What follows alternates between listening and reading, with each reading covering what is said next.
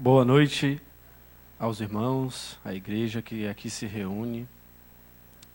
É com grande prazer e com grande responsabilidade que estamos aqui essa noite para, de alguma forma, despertarmos a lembrança daquilo que nos dá esperança, de alguma forma, rememorarmos a vitória triunfante de Jesus na cruz, a vitória triunfante de Jesus, que mesmo a morte não pôde deter tamanha força e tamanho poder.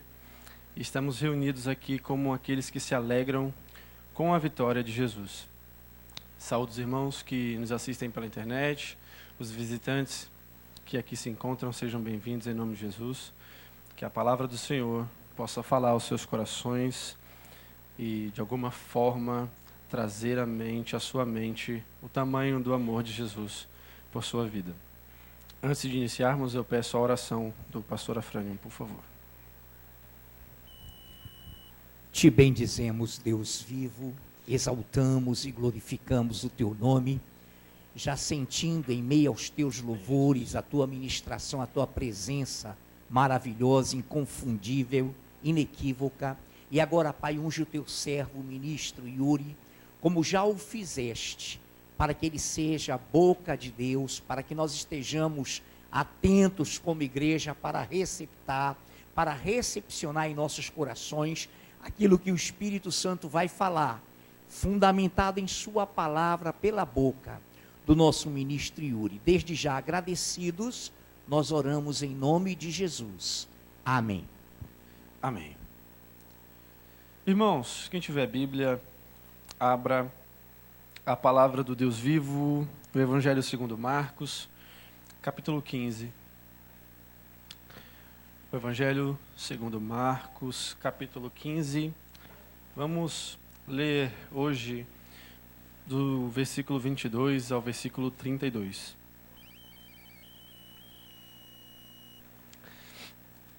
É um culto evangelístico com um tema já previamente nos dado, nos avisado. Então nosso coração já veio preparado para receber a palavra sobre o culto do Calvário, sobre a espécie de celebração que aconteceu ali naquele lugar.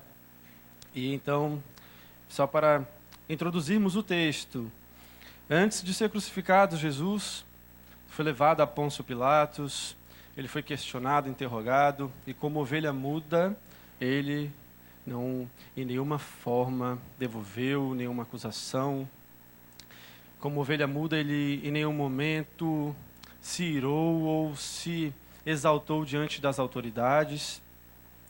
E diante de tudo aquilo que aconteceu, ele foi julgado, o povo o julgou, e a acusação que havia sobre ele era de blasfêmia, e então ele foi condenado à crucificação. E a crucificação, herdada pelos persas, era uma forma do Império Romano de punir os criminosos. Era a forma mais cruel, mais sangrenta de punir os criminosos. E todo o processo que nós vamos ler agora é antecedido por um momento em que Jesus é tapeado, esbofeteado, zombado, ele é chicoteado com uma espécie de chicote que havia pontas de ferro na sua ponta.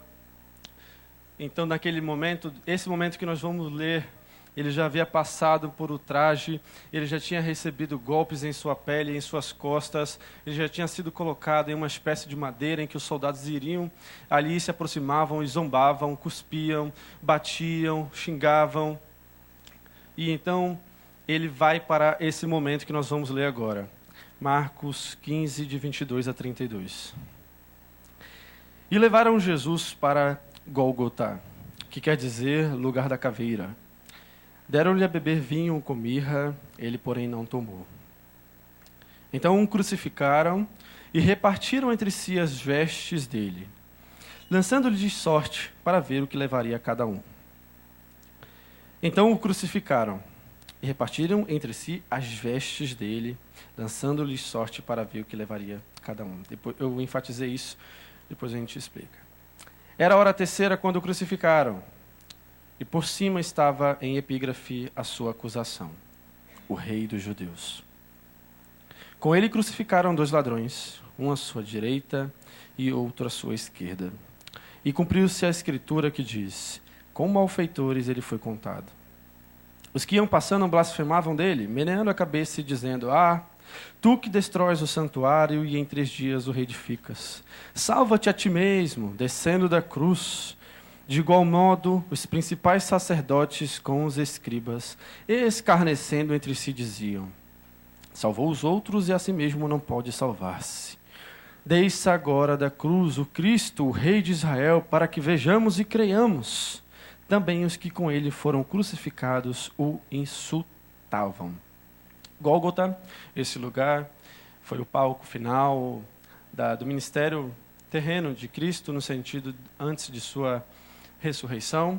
E ele também é conhecido como Calvário, ou lugar da caveira.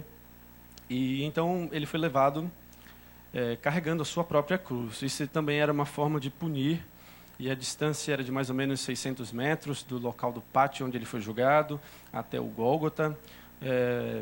Um caminho com pedregulhos.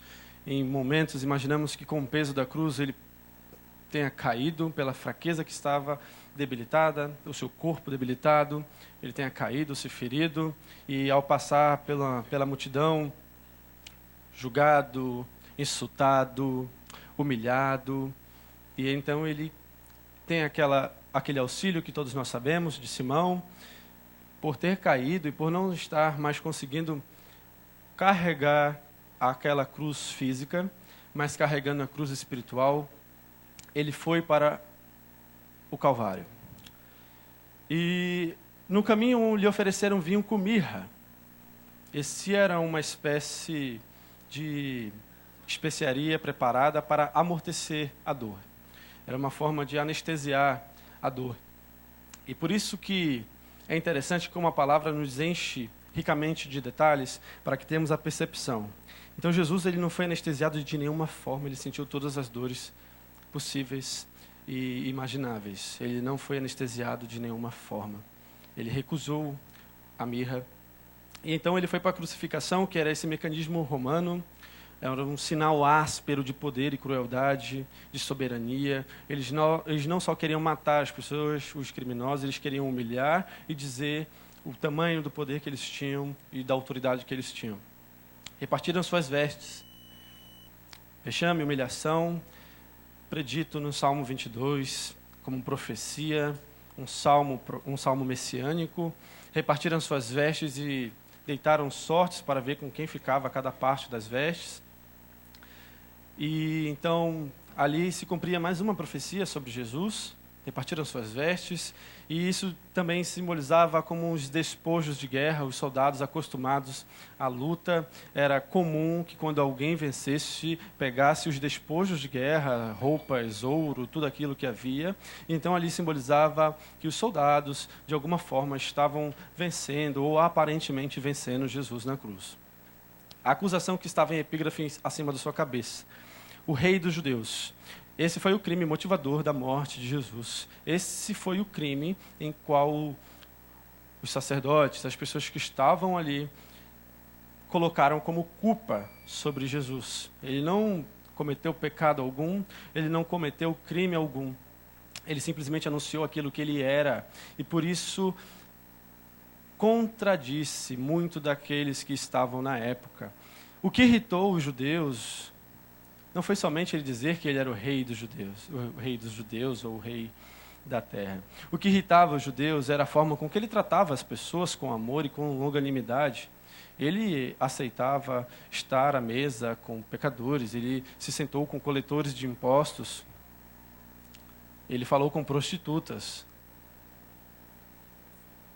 Isso era demais para eles. Eles queriam ter o domínio religioso da época, então Jesus era de fato uma ameaça, ao ponto de que a palavra nos diz em João que eles se incomodavam tanto com a presença de Jesus, que comentavam entre si que precisavam fazer algo para parar, porque o seu reino estava avançando e as pessoas estavam sendo tocadas pela sua palavra e principalmente pela sua vida. Ele estava com 2 ladrões, Então lembramos daquilo que Isaías disse, ele foi desprezado, rejeitado entre os homens. Nenhuma beleza havia nele que nos agradasse. Jesus foi colocado entre dois criminosos, mesmo sem pecado, mesmo sem crime algum. As pessoas blasfemavam, meneavam a cabeça e zombavam de suas palavras, porque foi Jesus que disse que, ao destruir o templo e o santuário, ele poderia reconstruir em 3 dias. Mas, ao falar isso, Jesus não estava falando do santuário, do templo físico, estava falando do seu próprio corpo. Mas eles pegavam essas palavras e zombavam de Jesus. Eles diziam, salva a ti mesmo, como é que tu pode salvar os outros se nem tu mesmo consegue se salvar? De alguma forma, o Salmo 22, ele explicita para nós como Jesus se sentiu naquele momento. Fisicamente, nós podemos imaginar que tipo de dor ele poderia estar passando naquele momento. Que tipo de dor ele parecia ou estava sentindo naquele momento.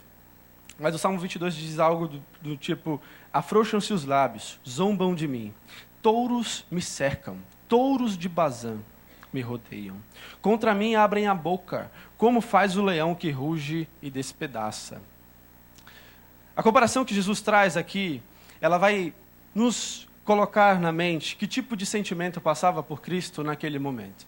Apesar de estar sofrendo todo tipo de dor, todo tipo de feridas ele estava sentindo na sua pele, lembrando que ele não aceitou a mirra, lembrando que ele não aceitou a anestesia, ele estava sofrendo com os cortes em suas costas, lembrando que ao cortar, colocaram as vestes sobre ele, e não sei se vocês já tiveram essa experiência de tirar algum curativo depois de uma ferida, está aberta, dói, como se estivesse arrancando um pedaço da carne.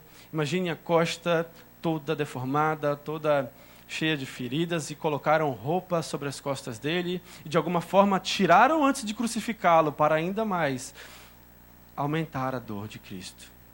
Os cravos eram grandes, traspassaram as suas mãos. As mãos possuem diversos tipos de tendões, e ao ultrapassar, ficaram enrijecidos. E alguns estudiosos, inclusive um médico francês, nos traz uma lembrança disso. Ao crucificá-lo, Jesus, seus nervos, os seus tendões ficaram duros, enrijecidos. E o seu peso todo estava sobre os cravos nas mãos e os cravos nos pés. Para piorar ainda a dor, os romanos colocaram uma espécie de zombaria, uma cruz de espinhos. A coroa de espinhos. Uma coroa que não só machucava a sua cabeça e fazia-o sangrar também, mas que impedia que Jesus, de alguma forma, conseguisse algum tipo de descanso na cruz, porque ele não poderia reclinar a sua cabeça sobre a cruz para encontrar algum tipo de afago, mesmo que doloroso. Ele não teve nem essa oportunidade. Pregado na cruz, ele se manteve. E então, além de estar sofrendo todo esse tipo de impropérios, pessoas passavam ao seu redor e zombavam usando as suas palavras. Os amigos que ele tinha estavam distantes. E então ele traz esse sentimento. É como se touros me cercassem. E touros de Bazã, ele cita no Salmo 22, Bazã era uma propriedade fértil, e ele estava fazendo claramente uma alusão aos produtivos, aos prósperos daquela época, aqueles que estavam envolvidos com o sistema religioso. Touros de Bazã me cercam, como se estivessem alegres e felizes com o sofrimento daquele cordeiro. Touros de Bazã me cercam, contra mim eles abrem a boca, como faz o leão que ruge e despedaça. Eles abrem a boca como se estivessem comemorando algum tipo de vitória, como se aquela fosse a vitória sobre Cristo. Toda a tortura parecia não ter fim, ele estava sendo exposto à humilhação psicológica, ele estava sendo exposto à humilhação física, ele estava sendo exposto a todo tipo de escárnio. Mas entendemos melhor, sabendo disso, que ele veio para os seus, mas os seus o rejeitaram. Rejeitado que foi, ele se manteve na cruz e em nenhum momento, reclamou de alguma coisa. As suas palavras foram sempre de amor e de esperança. Mesmo pregado na cruz, Jesus disse: Pai, perdoa-lhes, porque eles não sabem nem o que estão fazendo. E imaginemos agora ele crucificado, e estando ali, por mais de 3 horas a princípio, ele se esforça para falar uma frase. E o que sai da sua boca não foi nenhum tipo de maldição sobre aqueles que ali estavam, mas sim um pedido, uma oração pedindo que Deus perdoasse aquelas pessoas. Ele se esforçou de tal forma que, ao estar crucificado, as suas vias respiratórias não funcionavam normalmente. Ele precisava fazer um esforço.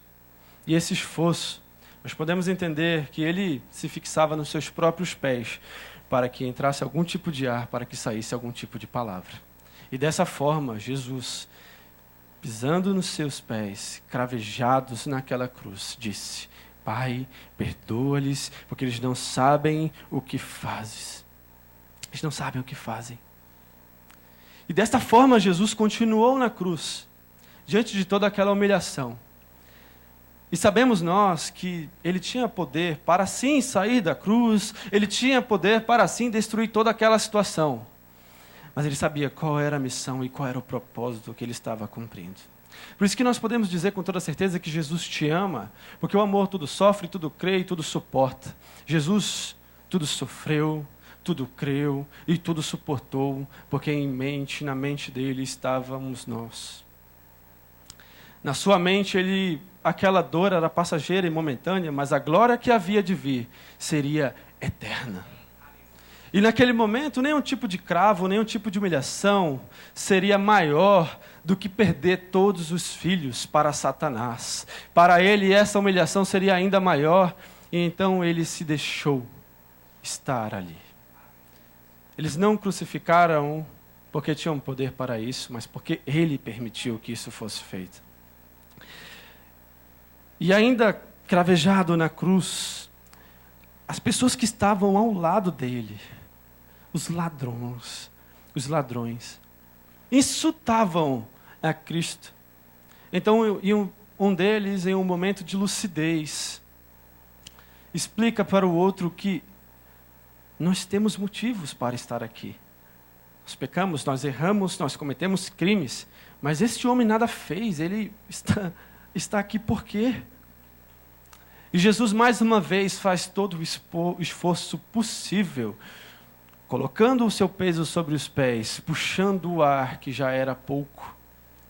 Cravejado na cruz, mais uma vez, ele solta outra frase. Hoje mesmo estarás comigo no paraíso. Mais uma vez, Jesus poderia responder àquelas pessoas que o ultrajavam, mas em nenhum momento ele deixou que aquele sentimento viesse à tona, e ele mostrou que ele é de fato o mestre do amor. Na cruz, cheio de dor, cheio de feridas, ele teve tempo para pregar e salvar aquela alma. A morte de Jesus aconteceu depois de mais 3 horas. E a palavra diz que de 12 às 15, houve trevas sobre a terra. Como um sinal quase que apocalíptico, Deus estava mostrando que aquilo que estava sendo feito haveria de vir. Ainda maior a glória que estava a ser revelada. A palavra diz em Lucas que multidões se reuniam para assistir o espetáculo. O espetáculo da cruz de um homem inocente mostra o quão maldosa é a humanidade e o coração do homem. Multidões se reuniam para assistir aquilo que seria a nossa salvação. Mas para aquele momento, humilhação e dor, multidões se reuniam. Lendo João 19, entendemos como se deu o processo de sua morte. A palavra diz, nos versículos 28 e 29, Depois, vendo Jesus que tudo estava consumado, para que se cumprisse a Escritura, disse: tenho sede. Estava ali um vaso cheio de vinagre, e beberam de vinagre uma esponja, e fixando-a no caniço de sopo, lhe chegaram à boca. Jesus viu que estava tudo pronto para ser consumado. E para que se cumprisse a Escritura, ele disse: tenho sede. Para que se cumprisse a Escritura, tenho sede. E a gente entende isso melhor porque a palavra também diz que a ele levariam vinagre. Na sede dele levariam vinagre. Então mais uma profecia se cumpre. E Jesus naquele momento expressava, através da sede, a sua humanidade, as suas necessidades. E a sede, se não a pior, é uma das piores das privações físicas que um homem pode ter. E cravejado na cruz, ele se sentiu desamparado. A palavra diz que em um momento ele falou: Deus meu, por que me desamparaste? Muitas pessoas podem confundir isso como uma forma de Deus ter de fato desamparado propositadamente, de forma maldosa, o seu filho na cruz. Mas o desamparo de Deus naquele momento tinha uma explicação. O pecado de toda a humanidade estava sobre Cristo na cruz. Então Deus se afastou naquele momento, porque sobre ele estava o cálice da ira de Deus. Então nós entendemos a obra da substituição, porque o pecado de toda a humanidade estava cravejando Jesus naquela cruz. E naquele momento Deus derramou o cálice de sua ira, e esse cálice era para estar sobre a minha vida e sobre a tua vida. É por isso que eu posso te afirmar que Jesus te ama, porque Ele carregou os teus pecados, os meus pecados naquela cruz. E então Ele fala: Deus meu, por que me desamparaste? Jesus não tinha um amigo sequer para lhe dar apoio naquele momento. Ele estava só. Desamparado na cruz, sofrendo dores, sendo humilhado, ultrajado. Ele não desistiu. Salmo 22 também expressa algo interessante. A palavra diz: derramei-me como água.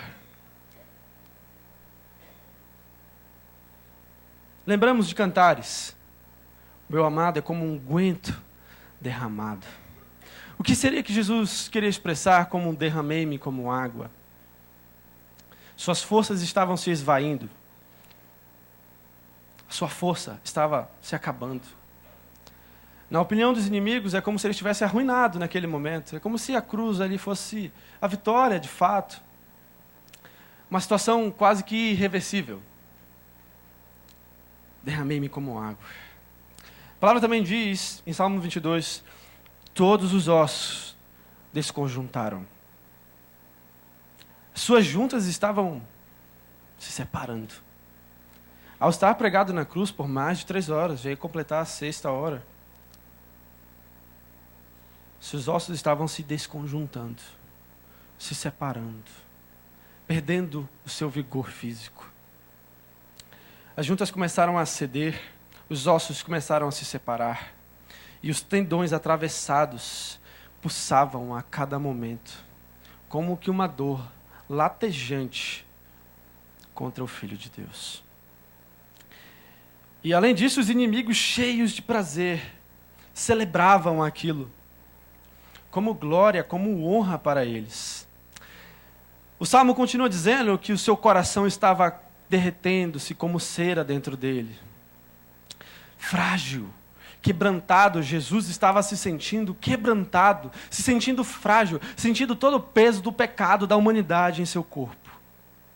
Dor, a sua força estava desaparecendo. O seu coração estava como se derretendo. Continua o Salmo dizendo que secou-se o meu vigor.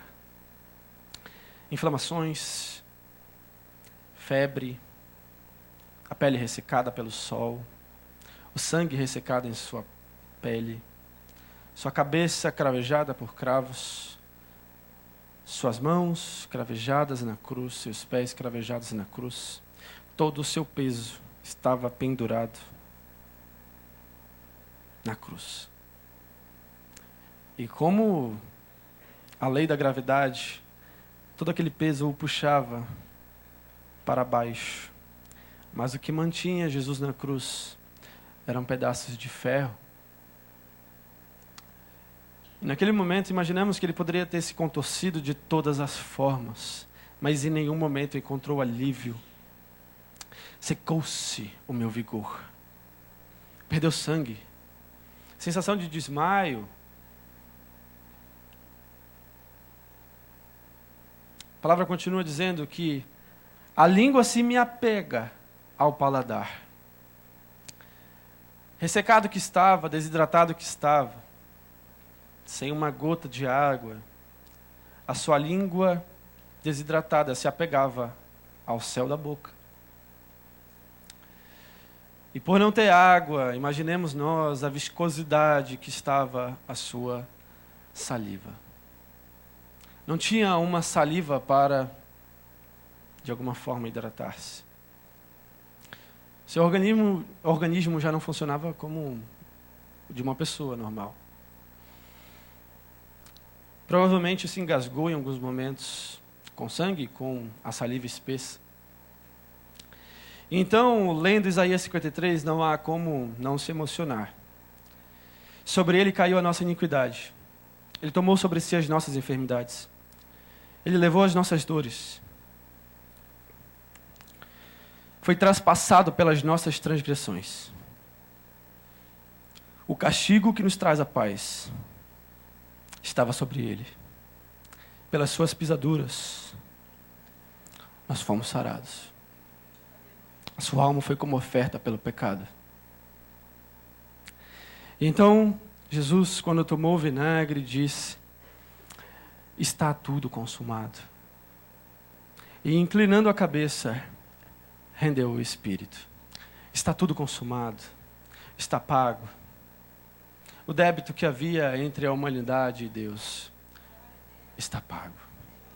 O pecado que tinha poder sobre a humanidade já não tem mais poder. O escrito de dívida que estava sobre as nossas vidas foi crucificado lá na cruz e ali pregado. Ah, irmãos, a morte chegou. E a morte geralmente significa o fim de todas as coisas.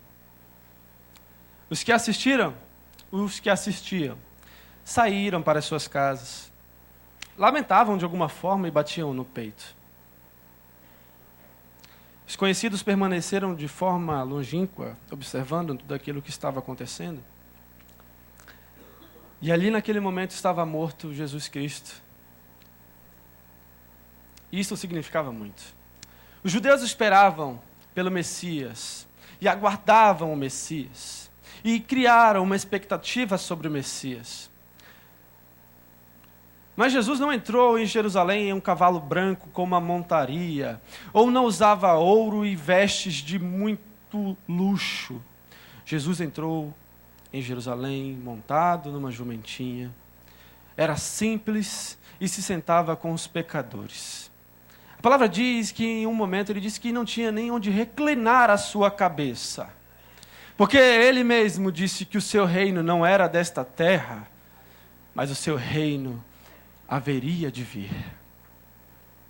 E então, ao ver a morte, sentimento de frustração, sentimento de desânimo, ele de fato não era o Messias, ele de fato não tinha poder que ele falava ter. Mesmo depois de todos os milagres, o coração endurecido da humanidade rejeitava Cristo crucificado como seu Senhor e como seu Salvador. Jesus morto ali naquele momento mostrou o quão perdido o homem estava, mesmo depois de todos impropérios, mesmo depois de todo o processo, o coração ainda estava endurecido. Porque ele não era como eles queriam que ele fosse. Porque ele não falava o que eles queriam ouvir. Porque ele não fazia o que eles queriam que ele fizesse. Podemos imaginar as pessoas perguntando: o que será de nós? Não era o Messias. O que será de nós agora, nós que o seguíamos? Pedro pode ter pensado: eu vou voltar a pescar. Lucas pode ter pensado, Mateus pode ter pensado: eu vou voltar a coletar impostos. Muitos daqueles que estavam ali perto poderiam ter pensado: o que será da minha vida? Eu vou voltar àquilo que eu fazia antes, acabou. E de fato, irmãos, muitos heróis se aposentam com a morte. Muitos nomes célebres se aposentam com a morte. Inclusive, homens de Deus. Recentemente, um homem de Deus, Billy Graham, morreu. Muitas esperanças terminam na morte. Muitos sonhos acabam na morte. E até então, não havia inimigo mais implacável que a morte. Não havia nenhum inimigo mais devastador e nenhum inimigo mais destruidor do que a morte. De alguma forma, rememoramos a 10ª praga.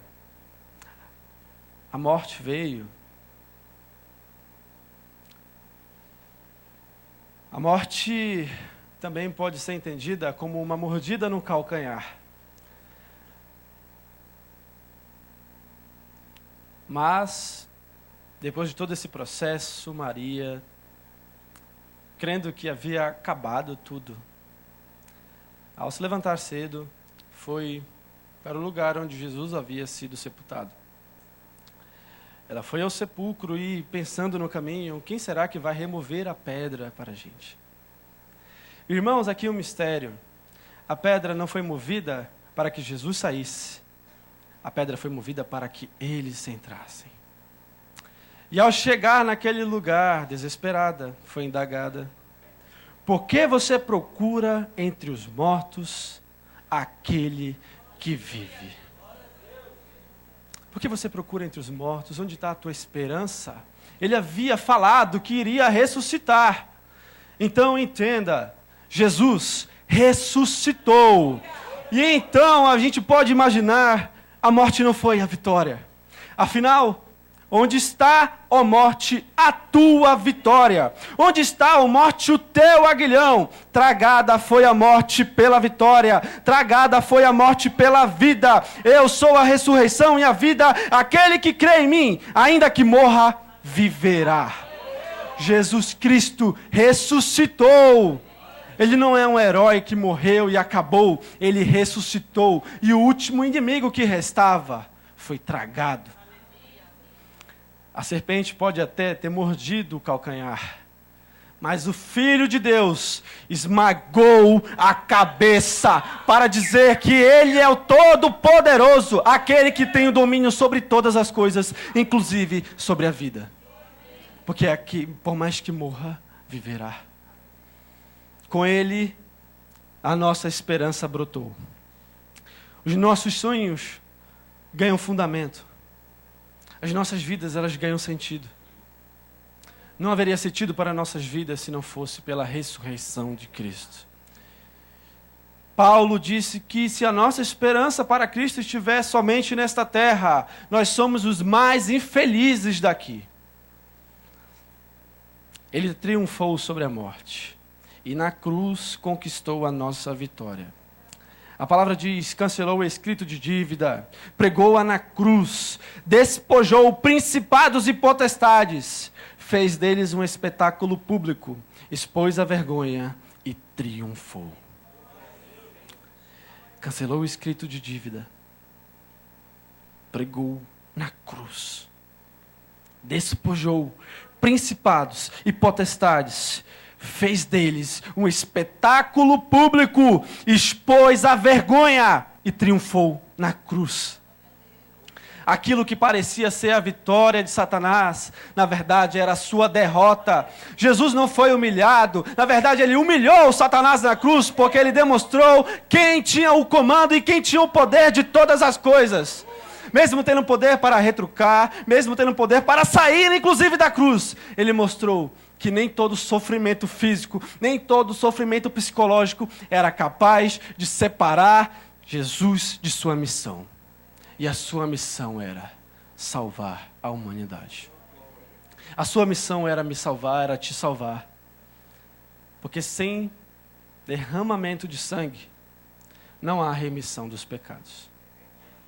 Então o meu pecado, o teu pecado, foi o motivo de Jesus estar na cruz. Foi o motivo de Jesus se entregar. Foi o motivo de Jesus derramar o seu sangue. Foi o motivo de Jesus derramar o seu amor. E quando ele fala que este é o meu corpo, este é o meu sangue, Jesus quer que nós venhamos trazer à mente o seu amor, o seu sacrifício por nossas vidas. Jesus quer que nós venhamos trazer à mente a obra da cruz para nossas vidas.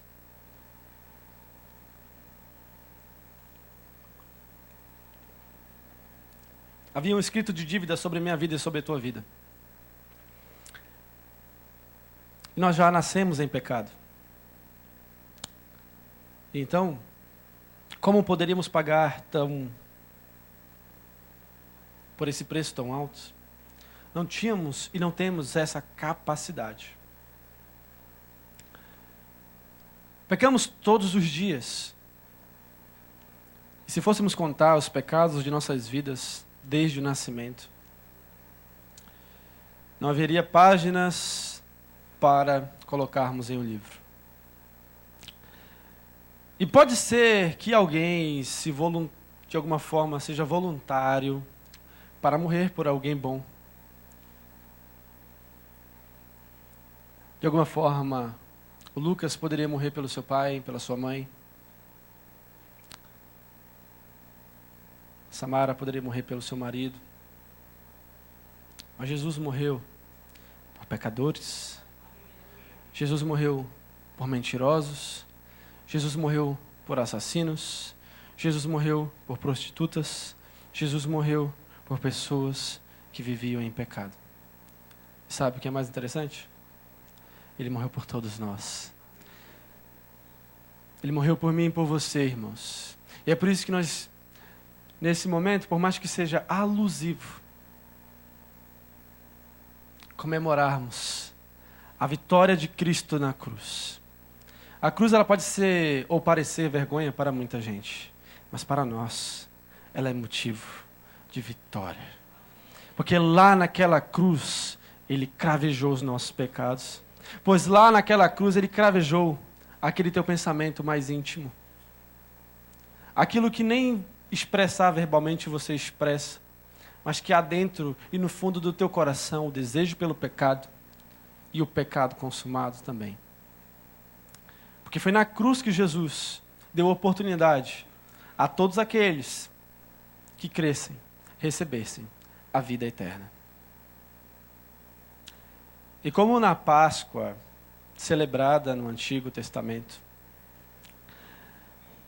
um cordeiro sem defeito, para que houvesse perdão dos pecados. E não havendo na humanidade um homem sem pecado, Deus se fez carne e pagou o preço dos nossos pecados. Irmãos, Jesus vive. Jesus vive. E Jesus vive. E porque Ele vive, nós também vivemos. Porque Ele vive, você pode se alegrar hoje. Porque os céus, o templo, aquele véu que separava o homem de Deus, rasgou-se. E então eu e você temos acesso ao Pai, o perdão dos pecados. Não precisa mais se levar um cordeiro ou se derramar um sangue no templo. Você pode pedir perdão dos seus pecados agora, porque o véu se rasgou e naquela cruz Jesus conquistou não só a vitória dele, mas ele conquistou a nossa vitória. Por isso nós não celebramos um cordeiro morto, mas nós celebramos aquele leão que virá e buscará a sua igreja, para que se cumpra a Escritura e todos nós viveremos para sempre com ele. O culto não tem fim, será para sempre. Por isso nós comemoramos e nos alegramos, porque a morte não pôde vencer, o desânimo não pôde vencer, o desamparo não pôde vencer, porque o amor venceu. Amém. Aplaudamos o Senhor Jesus.